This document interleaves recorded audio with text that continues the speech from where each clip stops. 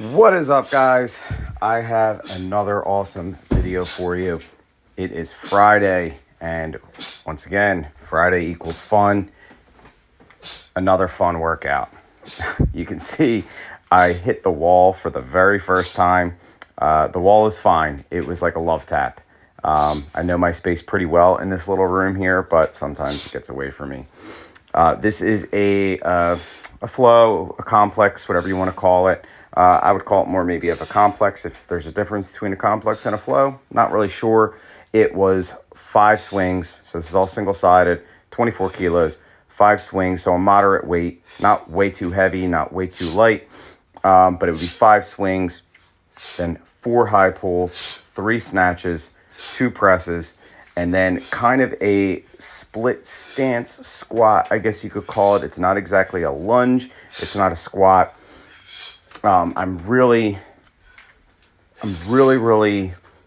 starting to recognize some of my weaknesses, some of my things that need improvement, and it's mostly in mobility.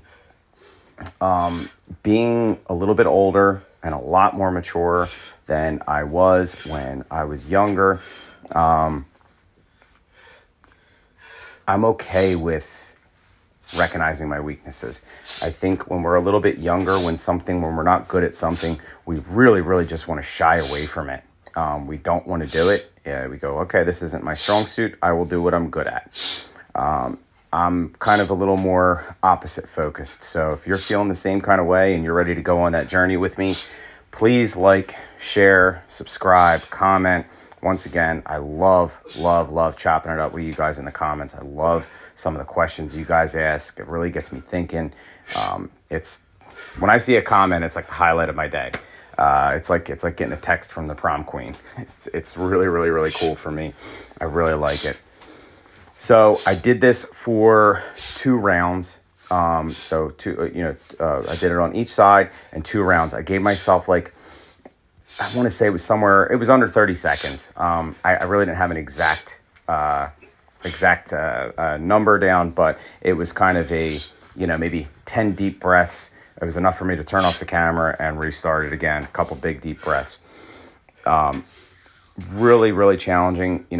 Somebody else commented a little bit ago that they don't really like flows, or they don't really like circuit or complexes or flows, and it's hard to answer that back with words, but it's much easier to answer it back. And it's hard to answer it back in text, but easier to answer it back in words. And it would be hard for me to do that whole thing of snatches, right? But I want to do some snatches.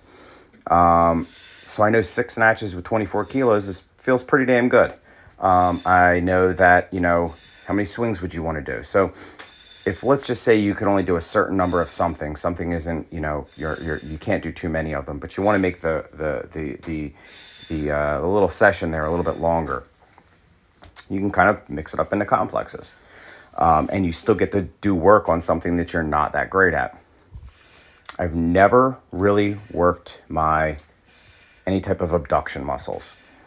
And it was one of these things. I was laying in bed and I said, I'm going to give this a try and see how it feels. Is this ideal? Is this like using a machine in a gym somewhere? Absolutely not. But is it something that you could do and add weight to it? Absolutely. Definitely a lot of burn. I can feel the soreness there. So we'll see how that goes. And the next thing that I did here was these. I tried to figure out how can I make this even more unstable. So I wanted to get up on and basically be on 1 foot. If you can see there, I'm on like almost 1 foot for probably half that duration there, going up and half the duration going down. You can see how much off balance that sets you, and much harder than just doing a regular halo. I keep trying to find ways, instead of adding weight to it, there's a lot more to improve and progress on, even with lighter weights. And that's kind of where I'm at with that. I've absolutely seen the value in halo or orbit movements like this. They're really important for the core. Very important for the core. You can see how much more challenging this was for me on the left side. The left side is like I mean, I got to keep tapping my foot to regain my balance. And no matter how hard I locked up my core, it also shows the hip stabilization there. How strong is your hip? I mean, look at how, look at that from one side to the other. Like I said, I am all about exposing my own weaknesses. Like, where am I weak? Where am I not able to do something? And I am more than happy to share it with you guys. Because I think that there's so much that we don't improve on because we're so afraid to show our weaknesses to other people. And if I can maybe set and start this standard of it's okay to show our weaknesses, and that's how we get better, and we're all going to get better together here, I'm all for it. Wanted to burn myself out with these and just did some standing ones. After doing, I think I did 5 aside there. After doing that 5 aside, just these 4 were like absolute torture. I tried to do them like hip to hip here.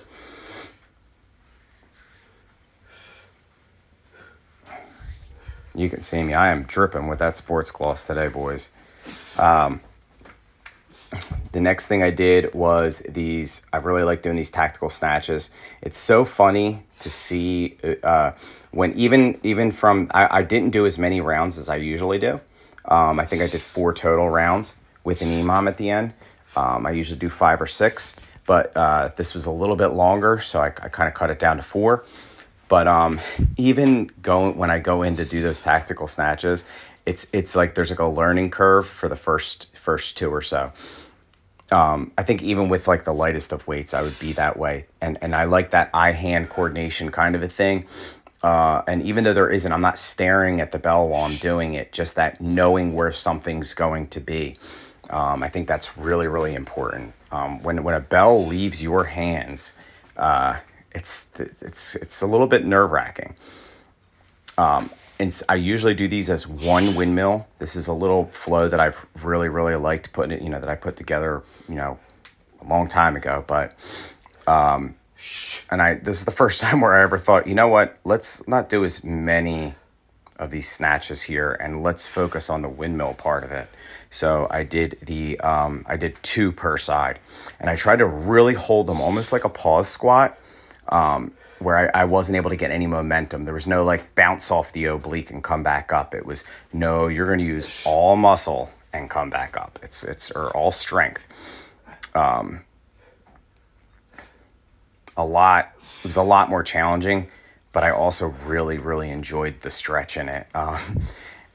My shoulder mobility and hip mobility are 2 most important mobilities to have, I would say.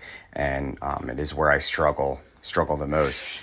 And just the deep hip stretch that I get there, as well as, having 24 kilos kind of pull my shoulder back and stretch it out in a way that you can't really do with anything else.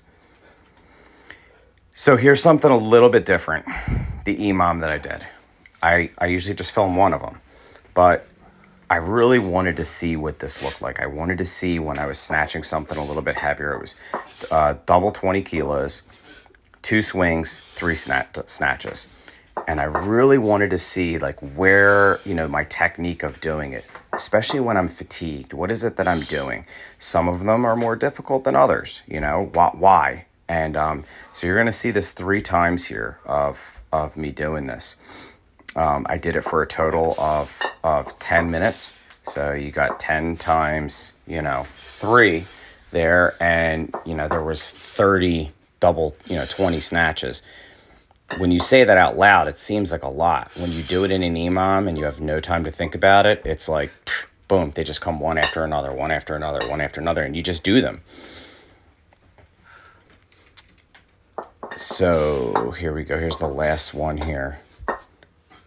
And I can tell that I know that this last one that I did, I was very focused. So this would have been the 10th one. And I was just very, very focused on technique. And I can see them coming out much, much better. I'm so tired. I don't even want to put the bells down. So love you guys. Hope you guys enjoy this one.